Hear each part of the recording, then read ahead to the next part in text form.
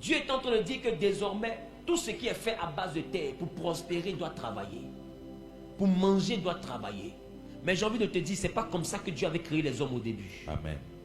Dieu n'a pas créé les hommes et ne les a pas appelés à prospérer à partir de leur travail. La prospérité à partir de ton travail n'est pas une bénédiction, c'est un châtiment. J'aime quand je prêche et puis tout le monde est calme comme ça. J'aime ça. Qui me suit? Amen. La prospérité à partir de ton travail n'est pas une bénédiction, c'est un châtiment. Si tout ce que tu reçois sur la terre vient de ce pourquoi tu as travaillé, Dieu ne t'a pas béni. Amen. Parce que l'ouvrier mérite son salaire. Le salaire n'est pas une faveur. Le salaire est un droit. Si je travaille, que tu me dois 300 000 à la fin du mois, quand tu me payes 300 000, tu ne m'as pas rendu service. Il n'y a pas de merci. Parce que les 300 000, c'est le salaire, la rémunération de mon travail. La bénédiction va au-delà de ton travail. Voilà pourquoi Isaac a semé et il a moissonné le centuple.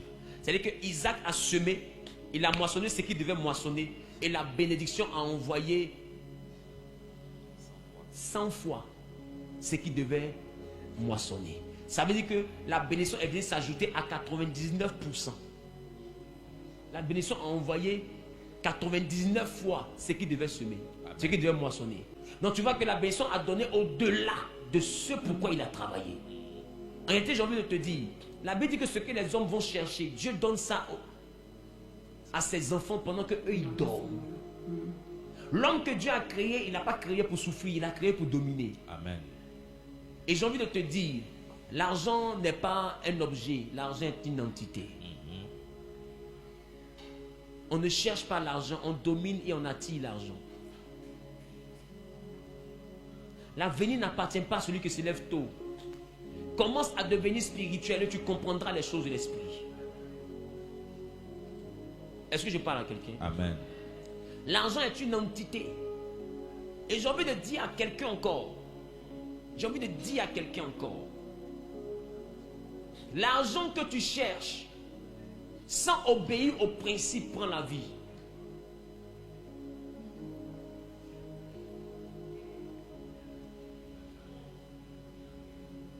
L'argent que tu cherches, sans obéir au principe, prend la vie. Est-ce que je parle? Amen. Est-ce que je parle? Amen. C'est pourquoi faites attention à ce que vous voulez manipuler qu'on appelle l'argent. L'argent n'est pas pour les enfants. L'argent est pour les hommes et les femmes matures spirituellement. Parce que j'ai envie de te dire, l'argent est un esprit doté d'une volonté.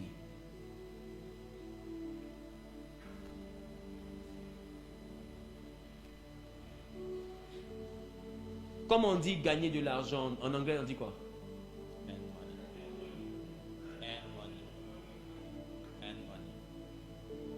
Mais en français on dit quoi? Gagner de l'argent. L'argent là on le gagne. On le gagne. Or gagner c'est un dérivé de la victoire. La victoire c'est la suite d'un combat. C'est seuls ceux qui ont la capacité de dominer qui peuvent gagner l'argent. Amen. C'est pourquoi prends le temps, remarque. Quand tu n'as pas l'argent, tu as des projets. Mais quand l'argent vient, l'argent prend ta main pour t'envoyer dans une direction que tu n'as pas choisie. Tu remarques que tu as la volonté d'économiser. Mais l'argent est appelé ailleurs. Et l'argent te quitte. Pourquoi? Parce que tu n'arrives pas à maîtriser. Et j'ai envie de te dire, on ne devient pas milliardaire dans la poche, on devient milliardaire dans l'esprit. Amen. Le milliard est une dimension spirituelle. Amen. La richesse est une dimension spirituelle. On remplit un vase par la capacité de ce qu'il peut contenir.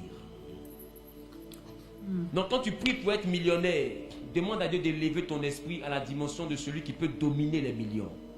Parce que si Dieu te rend millionnaire là, que tu n'as pas la domination sur l'entité qu'on appelle million, cette entité-là va te perdre. Il y en a qui ont salaire 400 000 qui deviennent des fous. Il y en a qui ont juste 10 millions dans leur compte, on ne peut plus les saluer. L'argent, je veux te dire, quand tu pries pour devenir riche, fais attention. Deviens d'abord l'image que Dieu avait créée. Cette image-là peut dominer sur ce que tu recherches. Sinon, ce que tu recherches, ça va te submerger. Ça va t'engloutir. Ça va t'engloutir. L'argent est une force. Je vais te dire, sur cette terre, ce que l'argent ne peut pas résoudre, c'est Dieu seul qui peut résoudre. Amen. Tout ce qui dépasse la capacité de l'argent, il n'y a que Dieu seul qui peut résoudre. Même où tu es assis là, je te dis que ta tête a un prix.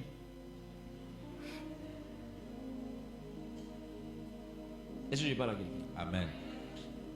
Ta tête, touche comme ça. Ta tête que tu vois là, c'est un prix. Il y a des gens là, si on leur a donné le prix, c'est toi, ils vont chasser à Abidjan ici comme un gibier. Ils vont te traquer comme on poursuit à Gouti dans la forêt là. Pourquoi? Parce que ta tête a un prix. Est-ce que je parle à quelqu'un? Amen. Fais attention.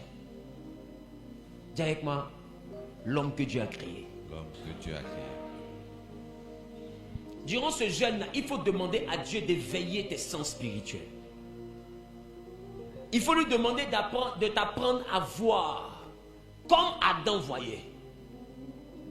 De t'apprendre à voir comme Adam voyait. Et de t'apprendre à te déplacer comme Adam se déplaçait.